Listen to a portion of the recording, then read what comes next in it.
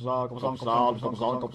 YouTube, Coppersan here. The MapleStory Korea Winter Update Showcase dropped today, and wow, get ready for a new 6-job common skill, 2 new bosses, we get to know more about the 3rd season of Challenger World, upgradable secondaries, faster leveling to level 275 and beyond, and Kinesis is finally getting some love and will be remastered. Keep in mind, this will be our summer update next year. Let's dive right in. There is a new common 6-job skill announced called Soul Hactate. This is another summon that is used during boss fights. This summon attacks and can do a 4-second mini bind similar to that 0 bind. At level 10 it increases in damage, at level 20 it upgrades and blocks 1 death, plus gives a 10-second invincibility frame when it's triggered with a 10-minute cooldown. And at level 30 it unlocks a massive attack that has a 2-minute cooldown. This is really nice. Really useful during boss fights and everyone benefits, I love it. Can't wait to get this one, but it's surely going to be expensive to unlock it and level up. There's going to be a new level 280 boss which can be fought with up to 3 party members. She's not endgame and will be a bit more accessible. She drops a new level 250 ring which is part of the brilliant boss set. This 4-set effect now gives 20 all stats, 500 HP and 20 attack and magic attack, as well as 5% critical damage. This is where she's placed difficulty wise. Also interesting, a new way to upgrade your secondaries will be added. You can collect blue fragments from killing bosses and red fragments from Granite's dailies, if I understood this correctly. 조승합니다. 저는 한국 말을 잘 못해요. That's Korean for I'm very bad at Korean. There's 3 stages in which you can upgrade your secondary. It's giving more stars and slightly higher base stats. I guess this will change the meta for some classes who use shields or other items like dual blade. And the next news is extremely exciting for all 20 Maplers that already reached level 295 or higher. There will be another new endgame boss added this update, yay. It drops a new face accessory which is part of the brilliant boss set. So now there's 5 brilliant boss set items, and the 5th set effect will give you 20 all stats, 500 HP, 20 attack and magic attack, and 15% boss damage.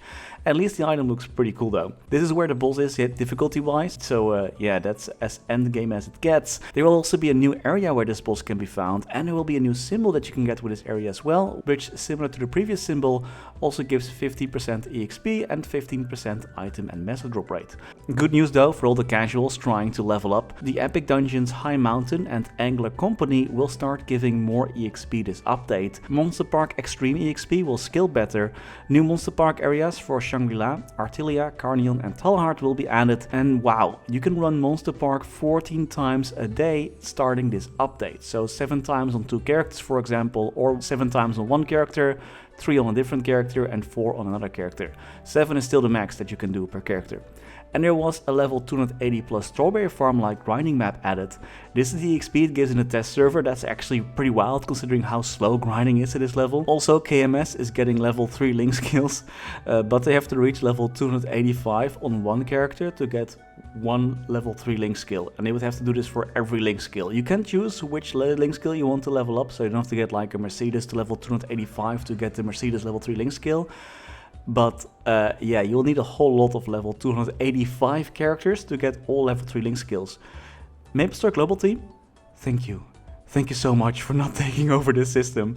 Next change is actually pretty nice. All max level sacred symbols will get additional effects. This usually is a damage buff against a certain boss. For example, the level 11 symbol for Hotel Arcus will now give you 20% more damage against Kalos and 10% bonus EXP. Each symbol will give more damage to a specific boss and an EXP buff, except for the minor 2 symbols. They just give more damage to a boss. You'll get a total of 60% more EXP if you get all your symbols to level 11, so it's time to do those dailies. So I'm not sure about you guys, but I'm getting bored just looking at basically images from the presentation. So let's spice things up and check out everyone's favorite train throwing class, the Kinesis Remaster.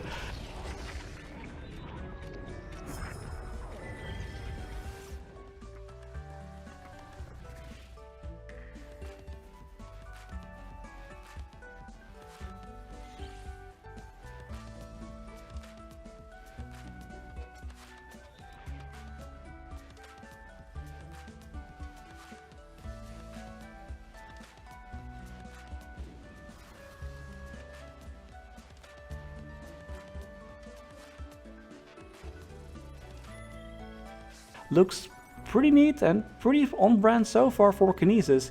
Even though he does look a lot more K-poppy now, the biggest changes are that his psychic points or PP system has been removed, so sadly you cannot use your PP anymore, and his ultimate skills will now have regular cooldowns, because you gotta wait for those trains to come by on a set schedule now before you can throw them, I suppose. Let's just hope there's no delays. Okay, that was very exciting, and now it's time to look at more images. The next phase of unlocking your Destiny weapon will be added, improving the additional final damage and 10-second invincibility frame that your Genesis weapon gives. You know, those two skills. Dude, I just liberated for the first time, and now they want me to do even more. Also, the weapon will be upgraded to 25 stars if you like unlock the next stage, which is great news for those Maplers pushing towards the end game. So, Challenger World Season 3 will be starting soon in MapleStory Korea, and it will be in the summer of 2026 for us, and there will be a lot of changes coming here. For example, a new exclusive Challenger World boss will be added called Kai. She will drop Solerda accessories, eternal armor and whatnot, and she has to be fought solo. Also, Challenger World rewards will go up to level 290 this time, and there will be Shining Star Force every 2 weeks in Challenger World. And this time around you can partner up with others to share EXP, and bosses will reward bonus items like fragments if your partner defeats it, I think, something like that, if you're like together. I'm not sure how it works exactly, we have to wait and see for more details. Sounds pretty cool though, and you can even link a character that's in your normal world. So let's say I'm doing Challenger World for Heroic in EU, then if I have a character in the Solus world, I can link it to my Challenger World character, and then if my Challenger World character grinds, I can share EXP, kind of similar to that previous Nitrope event that had like a similar mechanic. Item burning will also receive new content where you have to defeat even more challenging bosses for additional rewards to your item burning set. Of course, there will be a new big event as well with a ton of rewards as per usual, with I think one of the bigger changes, and this is very exciting. You can get a level up potion now as the grand reward that works up to level 278. There will be a ton of minor UI improvements and convenient changes this update as well, like the V-Matrix point system being improved, shortened 6-job pre-quest, an easier way to buy buff pods, things like that. Look forward to those as well, as that's what you can expect for our 2026 summer update. What are your thoughts on all these changes and new content? Are you one of the 20 endgame Maplers that is affected by most of them? Let me know in the comments.